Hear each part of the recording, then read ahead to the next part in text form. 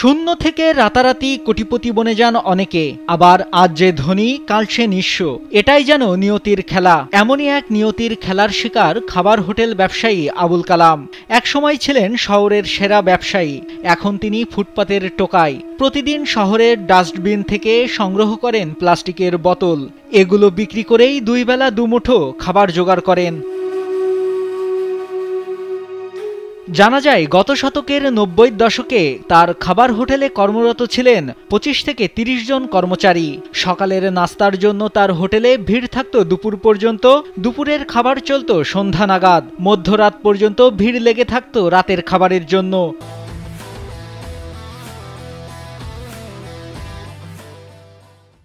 সে সময় প্রতিদিন ৬০ থেকে ৭০ হাজার টাকার খাবার বিক্রি হতো তার হোটেলে। তবে সময়ের পরিক্রমায় ব্যবসা কমতে থাকে আবুল কালামের খাবারের হোটেলে। এই জায়গায় দোকান ছিল, অনেক বড় হোটেল ছিল, অনেক কর্মচারী ছিল, আমি নিজেও ছিলাম, অনেকদিন কাজ করছি, অনেক বড় দোকান ছিল, নকলা আমাদের সবচেয়ে বড় ব্যবসায়ী ছিল। টোকায় টোকায় খাচ্ছে। ৯০ দশকে আবুল কালামের খাবারের হোটেল ছিল শেরপুর শহরের আলেয়া সিনেমা হলের সামনে। সে সময় হলের রমরমা ব্যবসার সঙ্গে তার খাবার হোটেলও রমরমা ছিল। তবে ধীরে ধীরে হলের ব্যবসা পড়তি হলে কালামের খাবারের হোটেল ব্যবসাও পড়তির দিকে যায় বলে জানায় আলেয়া সিনেমা হলের মালিক দেওয়ান শামীম।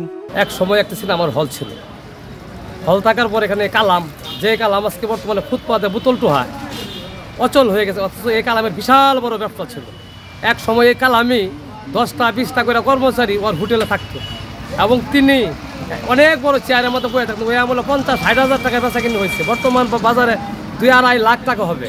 অথচ আজকে আল্লাহর কি কুদরত, ওই কালাম ফুটপাতে পলিথিন টোহা, বোতল টোহা, এটাই হলো বিধান। আসলে নিজের এত বিশাল মনে করা আর কিছুই নাই। এক সময়ের বড় ব্যবসায়ী ৭২ বছরের আবুল কালামের হিসেবের খাতা পুরোপুরি ওলটপালট হয়ে যায় তিনি অসুস্থ হয়ে পড়লে। একসময় ব্যবসা গুটিয়ে পথে পথে শুরু করেন টোকাইয়ের কাজ। স্ত্রী, 5 ছেলে ও 2 মেয়ে তাকে ছেড়ে চলে যায়, থাকেন সরকারি আশ্রয়ণ প্রকল্পের অন্যের রান্নাঘরে। বড় ব্যবসা ছিল, আমি সুখে আছিলাম। তারপরে আমার 15-20 জন কর্মচারী লয়ে আসছিলাম, ছেলে মেয়ে সবাই ভালো আছিল। এখন আমি দুর্ভিক্ষে বই পড়ে গেছি, শরীর অপারেশন, হার্টের রুগী, প্রেশারের রুগী, আমার সব নষ্ট হয়ে গেছে এক সম্পদ। অনপুর হারলে বড় কষ্টে আছি, ওরাও আমার খরচ চালাইতে পারে না। আমি এই থাই হসপিটালে, এই থাই বন জঙ্গলে, সরকারে একটু ঘর দিছে, এই পাইসকা, এটা তো গুফের মধ্যে অন্য কোনো ব্যবসাও করা যায় না। অনুযায়ী হাইরে বাজার করে নেওয়া, খালি ওইটা থেকে খাওয়া, এছাড়া অন্য কোনো বন্দোবস্ত নাই। আমি এখন নিরুপায়। এক ছেলে জানান নিজেরা ঠিকমতো খেতে পারেন না, কোনো রকমে চলে সংসার, বাবাকে দেখবে কিভাবে, তাও যা পারে সেভাবেই সাহায্য করে। অনেক বড় ব্যবসায়ী ছিল, নকলা বাজার প্রথম ব্যবসায়ী। মার কাছে শুনছি, মানুষের কাছে শুনছি। এখন সে যে পরিস্থিতিটা আছে, উৎপাদন পরিস্থিতি তার আমাদের 5 সদস্যের পরিবার, 4 দোকান ধরে করে আমার সংসার চলে না। বাবার কী করে দেখি, তারপর যতটুকু সম্ভব হয় চেষ্টা করে, অনেক সময় হয় না। এলাকাবাসী জানায় আবুল কালামের উত্থান তারা দেখেছে, আবার তার করুণ পরিণতিও দেখেছে। আর যেন কোনো ব্যবসায়ীর সাথে এমনটা না হয় তাই বলেন তারা। আল্লাহ তাআলা একদিন কারোর বলে বলে কারোর সুখে বলে, এটা আল্লাহর লীলা খেলা। তো যে কালামের বাকি জীবন যেন ভালোভাবে চলতে পারে, আমি তার জন্য দোয়া করি এবং আল্লাহর কাছে দোয়া করি এবং কামনা করি যেন কালাম পুনর্বাসিত। হোটেল ব্যবসা ছিল, আমরা 90 দশকে দেখেছি। ওই লোকটা এখন আজকে পথের ভিখারি, ফুটপাত ব্যবসা হয়তো করে, টুকায়, পাশে টুকায়।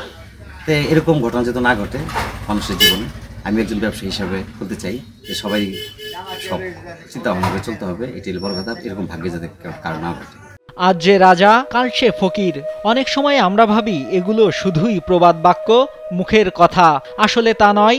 আর তার জলজ্যান্ত প্রমাণ একসময়ের শেরপুরের নকলা উপজেলা শহরের বড় খাবার হোটেল ব্যবসায়ী আবুল কালাম। নাইমুল হাসিব, কালবেলা।